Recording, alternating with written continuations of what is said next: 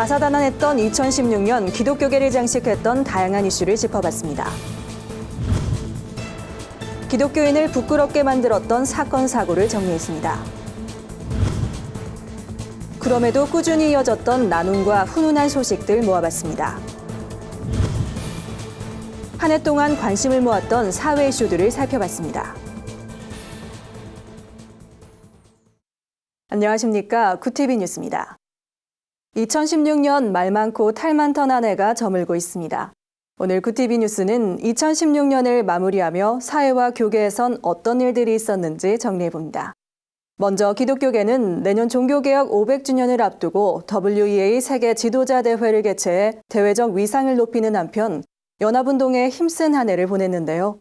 재개발과 이단들의 공격으로 피해를 입는 교회도 속출했습니다. 주요 뉴스를 김준수 기자가 정리했습니다. 전 세계 복음주의 진영의 리더들이 한자리에 모인 WEA 세계 지도자 대회 복음 안에서의 동역을 주제로 제자화와 복음 전파, 한반도 평화, 여성 인권과 성차별 등을 논의해 한국교회 위상을 높였다는 평가를 받았습니다. 또한 한국교회 주요 교단장들이 중심이 되어 진행한 한기총과 한교연 통합권은 지난 8월 추진위원회 출범에 따라 통합에 대한 기대를 모으고 있습니다. 추진위원회 구성을 두고 난항을 겪고 연내 처리가 무산됐지만 내년 한국교회 연합에 새로운 물꼬를 틀 수 있을지 기추가 주목됩니다.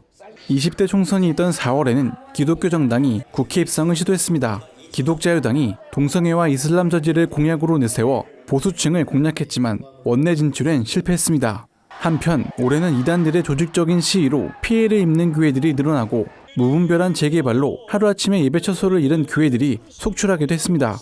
신천지는 명성교회와 신촌성결교회 앞에서 땅밟기 기도회와 시위를 벌이며 예배를 방해해 논란이 일었습니다. 한국기독교장로회 소속 대원교회는 갑작스런 강제 집행으로 정들었던 교회를 떠나야만 했습니다. 한국교회 차원의 대책 마련이 시급하지만 여전히 조직적인 대응은 나오지 않는 상황입니다.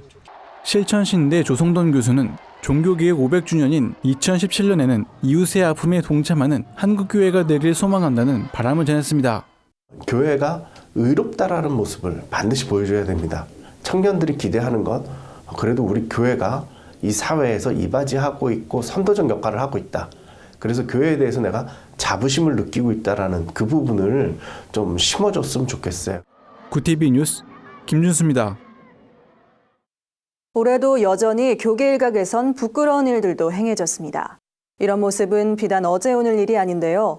기독교계 민낯을 보여준 사건들을 짚어보고 그 이유를 알아봤습니다. 홍희연 기자입니다. 지난 2월 교회를 넘어 우리 사회 전체를 경악하게 만들었던 부천 여중생 사망 사건. 한 목회자 부부가 자신의 딸을 때려 숨지게 한 뒤 11개월간 시신을 방치한 사건입니다. 당시 사건의 경위가 밝혀지면서 교계 목회자와 평신도들은 경악을 금치 못하며 안타까움과 분노를 드러내기도 했습니다. 한국교회가 자격이 없는 사람들을 은혜와 소명이란 미명 아래 목회자로 배출했고 회개하지 않았는데도 목사를 살려야 한다며 용서해 주었기 때문에 일어난 일입니다. 목회자 성범죄는 이제 매년 오르내리는 교계 이슈가 돼버렸습니다. 올해는 유명 청소년 사역단체인 라이저 무브먼트의 이동현 목사가 여고생과 수차례 성관계를 맺은 사실이 드러나 충격을 안겼습니다. 또 이주 노동자들의 대부로 불리던 중국 동포교회 김혜성 목사가 교회 여집사들을 강제 추행한 사실이 밝혀지는가 하면 수년간 여성도 성추행으로 무리를 빚어온 전병훈 목사가 교단에서 솜방망이 처벌을 받기도 했습니다.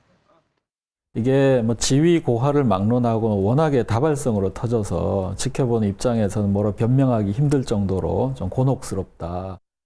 기하성 서대문 측 총회장을 역임한 박성배 목사의 도박 사건은 기독교계의 민낯을 보여준 사건이기도 했습니다.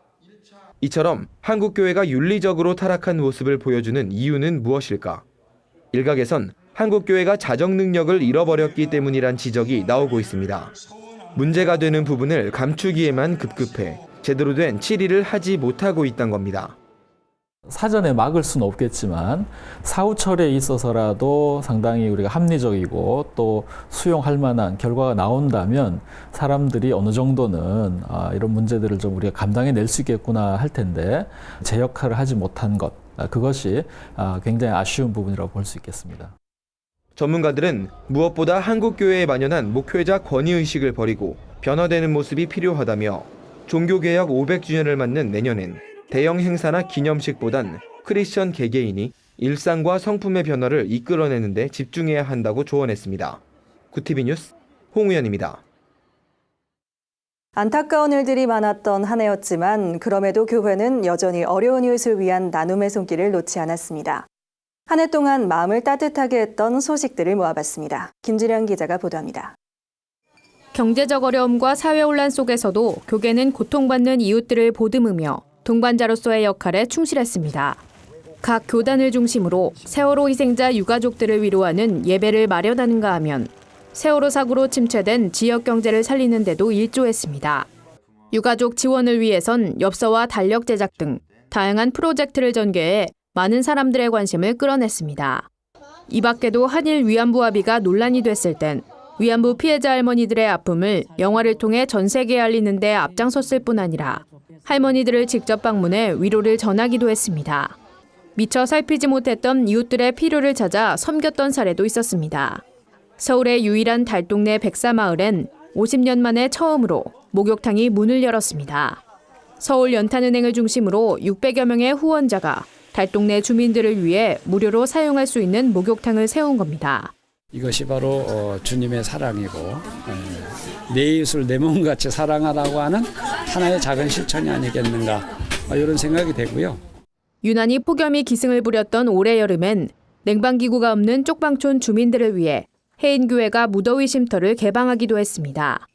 간식과 얼음물을 제공하는 것은 물론 세탁실과 샤워시설도 마련해 주민들의 필요를 채웠습니다. 장기 불황과 혼란한 시국 속에서도 끊이지 않았던 따뜻한 온정의 손길.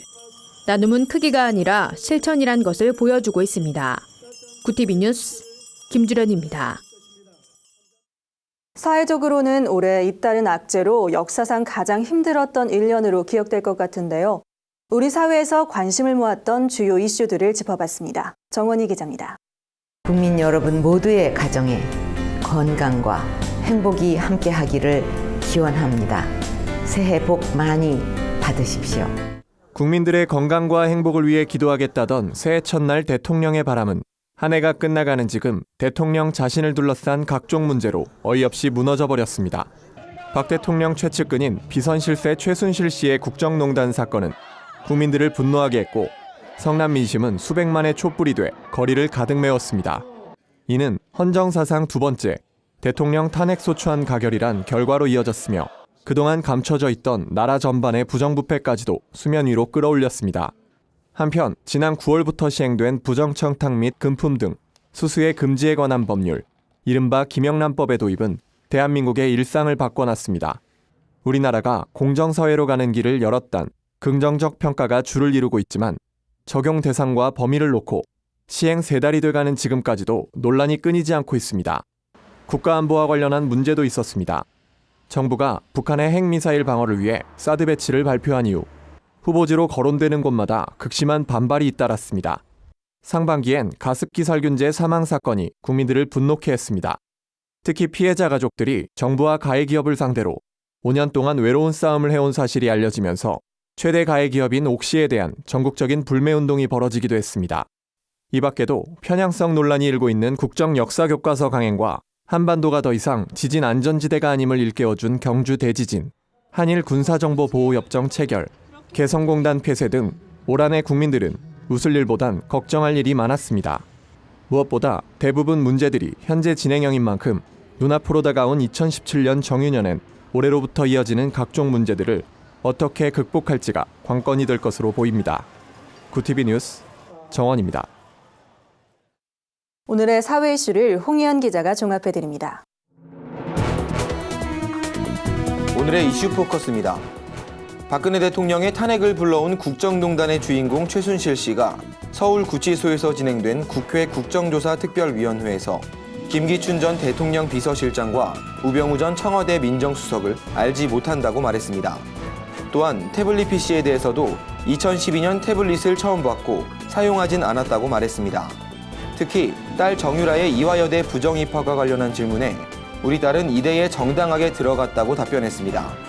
독일에 있는 딸을 귀국시킬 의사가 있느냐는 질문엔 답하지 않았습니다. 한편 이날 특위는 생방송으로 중계될 예정이었지만 최순실 씨의 불출석으로 구치소 내부 수감동에서 비공개로 진행됐습니다. 대만이 아시아 최초로 동성결혼 합법화 국가가 되는 것 아니냐는 전망이 제기되고 있습니다. 대만의회가 26일 동성혼의 법적 권리와 의무를 인정하는 내용의 개정안을 통과시켰기 때문입니다. 상임위원회를 통과한 이 개정안은 본회의를 거쳐 최종 법제화 여부가 결정됩니다. 대만 민진당 커젠밍 의원은 동성결혼 허용안이 이르면 내년 4월까지 마무리될 것으로 보인다고 밝혔습니다. 한편 상임위에서 개정안이 통과됐다는 소식에 찬성 측은 크게 환호했지만 반대 측은 경찰과 대치하며 충돌을 빚기도 했습니다. 동성결혼 반대단체 행복연맹은 동성혼 법제화 여부는 의회에서 결정할 게 아니라 국민투표로 결정해야 한다고 주장했습니다. 갤럭시 노트 7의 교환 환불 기간이 올해 12월 말에서 내년 1월까지로 한 달 연장됩니다. 하지만 삼성전자 모바일 이벤트몰 할인 쿠폰과 통신비 지원 등 교환에 따른 혜택은 예정대로 이달 31일 종료됩니다. 갤럭시 노트 7의 회수율은 현재 90%에 미치지 못한 것으로 알려졌습니다. 이에 삼성전자는 최대 충전율을 제한하는 방안 등으로 회수율을 높이겠다는 방침입니다. 업계 관계자는 일단 기한은 연장했지만 세부 사항을 논의하고 있다며 회수율을 높이기 위한 방안을 다각도로 검토할 것이라고 밝혔습니다. 구티비 뉴스 홍우연입니다. 세상 속 크리스천들의 다양한 이야기를 만나보는 시간입니다. 오늘은 어떤 소식들이 있는지 박은정 기자가 소개해드립니다.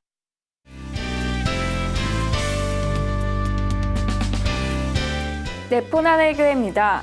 시청자 여러분, 다들 성탄절 어떻게 보내셨나요? 교회에서 예배와 찬양으로 기쁨의 성탄절을 맞으셨나요? 오늘은 조금 특별한 성탄절 모습을 소개하려고 합니다.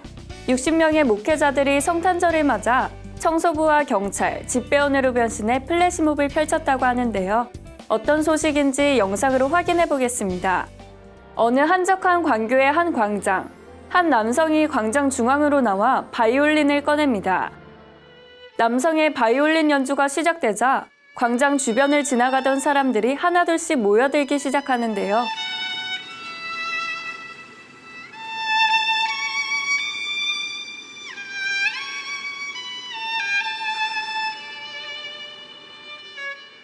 연주가 끝나자 갑자기 또 다른 남성이 광장으로 들어와 익숙한 찬양을 부릅니다.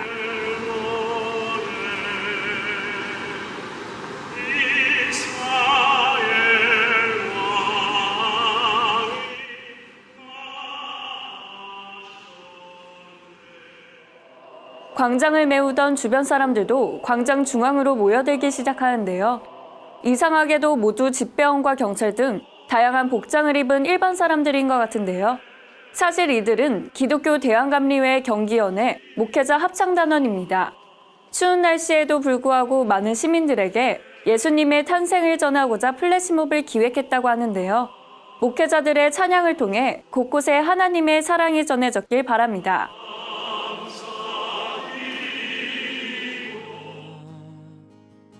두 번째 소식은 청년들에게 인기를 끌고 있는 선교단체 제이어스입니다. 작은 캠퍼스 기도 모임에서 시작된 제이어스는 젊은이들에게 맞는 음악과 영상 등 감각적인 콘텐츠로 새로운 패러다임을 일으키고 있는데요. 특히 제이어스의 수준 높은 예배 영상과 찬양은 화제를 모으고 있습니다. 매월 넷째 주 토요일마다 열리는 정기 예배엔 많은 청년들이 모여 예배당이 가득 찰 정도라고 하는데요.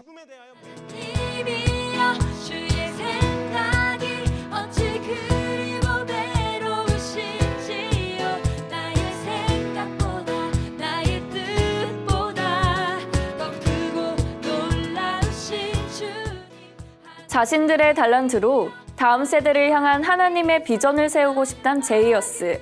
앞으로 많은 청년들을 세우는 제이어스가 되길 소망해봅니다. 마지막 소식은 최근 JTBC 아는 형님 프로그램을 통해 큰 활약을 보여주고 있는 가수 민경훈 씨의 소식입니다. 오태신앙이었던 민경훈 씨는 그룹 버즈의 보컬을 맡으며 가요계 정상에 오르기도 했는데요. 하지만 세상 속에서 성공할 때마다 자신의 발걸음은 교회가 아닌 다른 곳을 향했다고 고백합니다.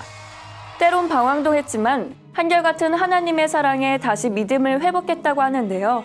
주로 찬양을 통해 하나님께 감사함을 표현하고 있다고 합니다. 오늘 전해드릴 소식은 여기까지입니다. 네포난해교회는 시청자 여러분들의 제보를 기다리고 있습니다. 함께 나누고 싶은 영상이 있다면 전화나 이메일로 참여해 주시길 바랍니다. 굿TV 뉴스 박은정입니다. 주요 단신입니다.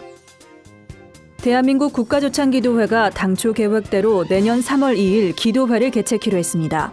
최혜승 회장은 국가 상황이 어려울수록 기도하는 데 힘을 모아야 하며 예정대로 개최하자는 바람이 대다수였다고 말했습니다.